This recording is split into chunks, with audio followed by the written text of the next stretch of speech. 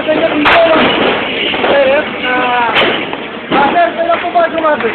Graduate ako noong 1985. At ngayon, ano ko yan, i-offer na ako. Ito.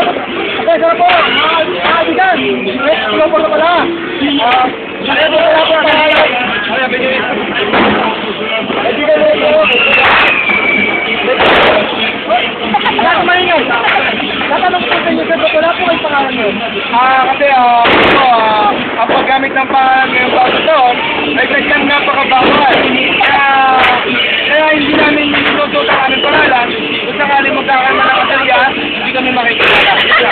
Ako, sir, nasabi ko yung pangalan nyo, okay na po ba yun?